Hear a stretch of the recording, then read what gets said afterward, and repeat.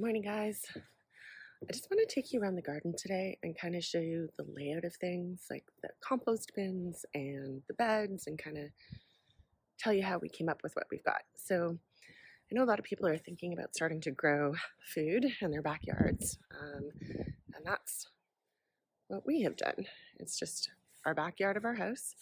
We've got some pots and stuff that we're growing into.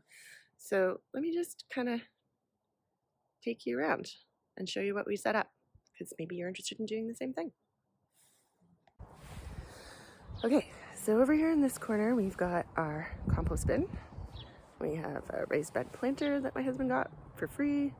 We've got some onions along the side of the shed. And then just in front here of the shed is one of our beds. So we have two compost bins, one there and one in the far corner over there. And the purpose for that is, you gotta let your compost rot down, right? So 1 year we fill one, we let that one rest for a year while we fill the other one. And that way we always have like a rotation going. And that's kind of how that works. All we did to build all these beds, like they're just straight line beds, we just ripped the grass up, quite literally. So there was some sandy soil underneath there. We happen to have a mushroom compost farm near us, so I went and got some of that for free. Did a bunch of car chips with blue bins and stuff, just filled them up and would dump it on the soil. I was out here last night, we got a lot of rain, and these beds are full of worms, so that's really positive. That's they're aerating it, they're putting their poop back into it. So yes, worms are excellent, and I did see a lot of them yesterday, so I know my soil is healthy. We also put up, you can see them, like cattle panel trellises, so just T-posts with some metal. Because it is a backyard, we're kind of small space, we're growing up. So I grow my beans up, my peas up. Yeah, see this trellis behind me? That's new this year. And then along this wall, you won't be able to see it. I'll come over here so that you can see it. So there, we're growing right up from the ground all the way up to the roof of the shed. And last year I grew loofah and squash on that. So yeah, growing up is another technique, so that you'll see there's a lot of metal. I guess what we'll do next is I'll take you around and show you what's actually growing in the ground. Let's do that. Okay, so this is my rain gauge. It's empty right now, but we did get quite a lot of rain the other day. I have some mesh down here, some metal mesh, just to keep the squirrels out. So these are some Asian greens growing. We've got some garlic. This bed down here, I mostly want it to be flowers. So I do have some pansies that have self-sown. There are some poppies that have come through from my neighbors. This stuff here is chamomile. That's more chamomile. These guys here are calendula. This big one here is borage. So this bed is basically going to be all chamomile for tea, calendula for making creams, borage, which is also good for eating. You can throw them in salads. They're also pollinators, right? They feed the bees.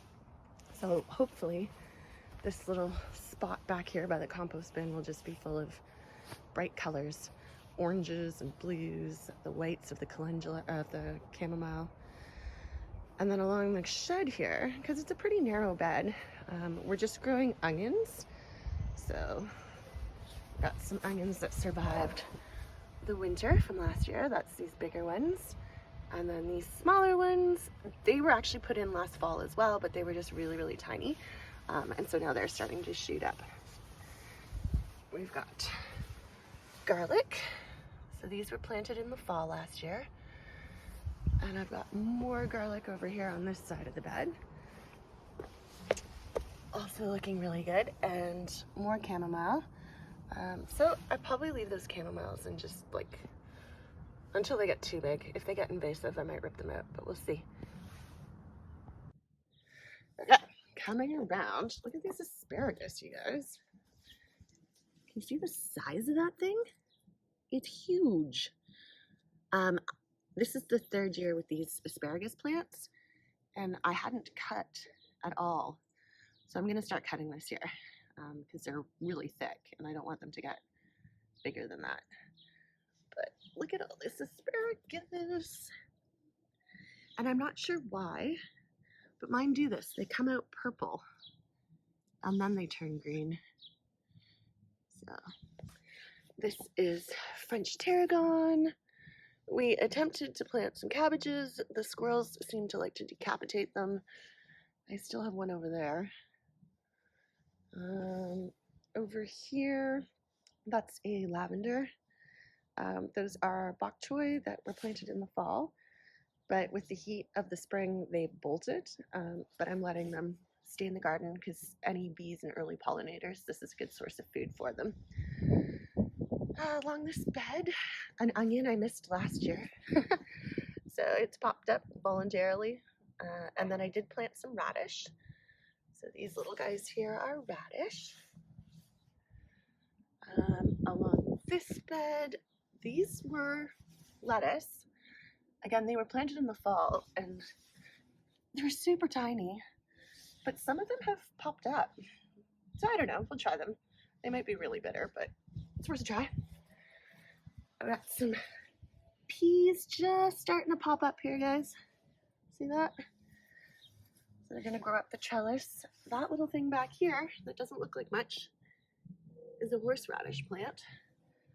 So that's exciting. Got a nice bunch of oregano. This comes back year after year, and the chives. More garlic along the back here. Oh yeah, I put some peas in. Sometimes I'm like, what did I put in here? Look at, they're popping up. Hello. Hello, my little pea friends. Cabbage that the squirrel clearly has ripped a leaf off of. I'm not sure why they do this. I kind of forgot. Last year I had to replant my cabbage 3 times. More radish. Another cabbage that has been attacked. My sage plant, getting some new leaves, fresh growth. Cilantro that survived from last winter, but then you can see down here there's lots of little baby cilantros that are starting, that have germinated. This is my rosemary plant, and I'm not sure that it made it. I learned this year, because you're always learning new things, you aren't supposed to prune them. So I may have killed it. It's been here for a couple of years, and every year I prune it. But yeah, it thrives much better if you don't prune it. So lesson learned. My thyme, however, is out of control. This is lemon thyme. It's really beautiful. It's really tasty. It smells nice. So yeah, this guy just keeps expanding. At some point, maybe I'll have to split it, give some of it away. This is cool, you guys. So these are lettuce. They're a special type of lettuce that's supposed to be very cold tolerant, and they are, because I planted these in the fall. They survived the winter. They were quite small about 2 weeks ago, and they're putting on all kinds of new leaves and fresh growth. I've never grown them before. It looks like it's going to be sort of romaine style. See the way the leaves curl up in there? So that's kind of cool. It's nice to come out here in April and be like, hey, I've got a patch of lettuce. Like, what? I've got cilantro here. This plant survived the winter. More peas that are just popping up. Happy birthday, peas. See them in there? This is parsley that also survived the winter. Tatsoi, but we're letting them go to seed for the bees. I did just plant carrots in here yesterday because it was so rainy and wet. I was like, now would be a really good time. Carrots need moisture to germinate, so a lot of people will often put a board over their carrots once they've sown the seeds, and you leave the board on there, check it daily, and once you see signs of growth, take the board off because they need light. Okay, so this is tatsoi. Again, these were planted in the fall and now they're going to seed, and that's fine. You know what? You can still eat these leaves if you wanted to, but I'm just leaving them for the bees. Spinach. Got a nice little crop of spinach in there. And over there. This thinner leaf is Mizuna, again, planted in the fall. We have put our potatoes in this side. Got more parsley over here. That survived the winter. Got the raspberry bush. We've got parsley, survived the winter. Got a nice crop of spinach in here. So all of that I planted last fall. And then this row here, the slightly smaller plants, you can see the difference. Those are new starts from the spring. So the plan is we'll eat from this row, and then when they're kind of spent and, you know, going to seed, hopefully these guys will be ready to go. So yeah, let me flip you around here. So that's the garden, you guys. It's April 23rd, I think, today. And there is stuff growing in it. So thanks for watching. Have a good day.